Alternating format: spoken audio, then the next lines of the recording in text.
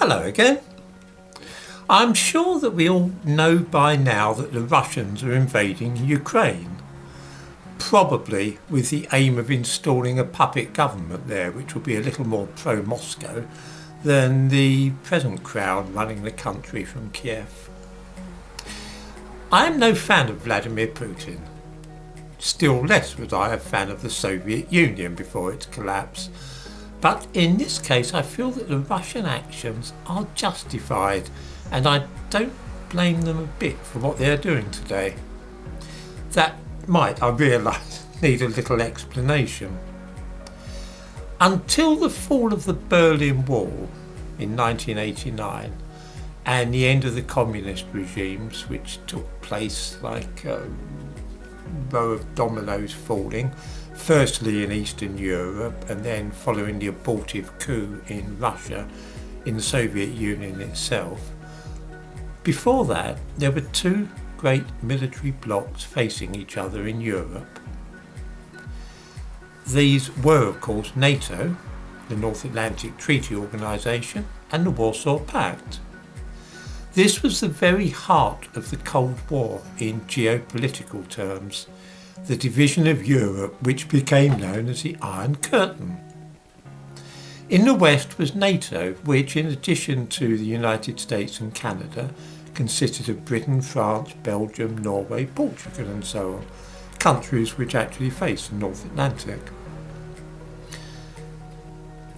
Opposing them was the Warsaw Pact, which, as well as the Soviet Union itself, was made up of Poland, East Germany, Bulgaria, Romania, Hungary, Albania and Czechoslovakia.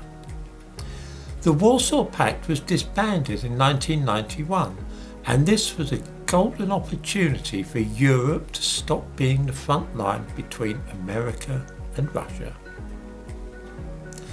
Those countries could have simply remained independent and neutral, not belonging to any military grouping at all. Had that happened, I think that the Russians would have been perfectly happy. Like Finland, countries such as Romania could have been neutral militarily, and then NATO would still have been a good long way from Russia's borders. Instead, NATO saw this as a chance to expand east as fast as it could be. So all those former Soviet satellites began to be absorbed into a military alliance dominated by America. Poland, Romania, Bulgaria and Hungary all joined NATO, and as if that weren't enough, parts of the former Soviet Union itself, the Baltic nations, Lithuania, Estonia and Latvia also joined NATO. Now, this was very alarming to Russia because it found that instead of staying where it was and being glad to see Europe freed from confrontation, the West, as represented by NATO, wanted to bring their front line east to Russia itself. At the same time that this was happening, NATO began to engage in various military operations which were clearly not defensive in nature and had nothing whatsoever to do with the North Atlantic. Bombing Serbia and Libya, for instance, and taking part in the war in Iraq. Is Libya in the North Atlantic? Not really. So it is that Russia was encircled by a military alliance which was flexing its muscles and showing that it felt able to operate anywhere it pleased. North Africa, the Middle East, Eastern Europe. White Turkey, Romania and Estonia, countries which were a long way from the Atlantic Ocean, feel that they should belong to such an alliance. It's a bit of a mystery. Russia decided to draw the line at Ukraine, which is, after all, where the Russian people and Russian culture had its very origins, in the Rus of Kiev. Once Ukraine started playing kiss in the ring with NATO and asking to join, then that was a step too far for Russia. They were not about to have their own heartland belonging to an American-dominated military alliance. And let's face it, Ukraine is an awfully long way from the North Atlantic. It's a bit weird to think of them joining NATO.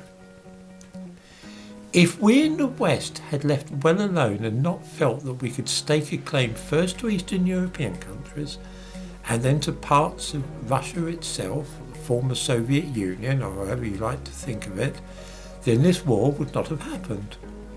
If NATO had announced a few days ago that Ukraine would never join NATO, then that would have been enough. But no. NATO has all along hoped to have as a member of its alliance the territory where Russia itself had its origins. What a coup that would have been. Now that this expansionist policy has come unstuck in such a spectacular fashion, I really don't feel inclined to blame Russia. If we could only have left Eastern Europe alone after the fall of the Berlin Wall and the end of the Warsaw Pact, then none of this would have happened. As I said to begin with, I'm certainly no fan of Putin, and I was never a supporter of the Soviet Union at all. I'm quite the opposite. But in this particular case, I don't think we can lay the blame at Russia's door.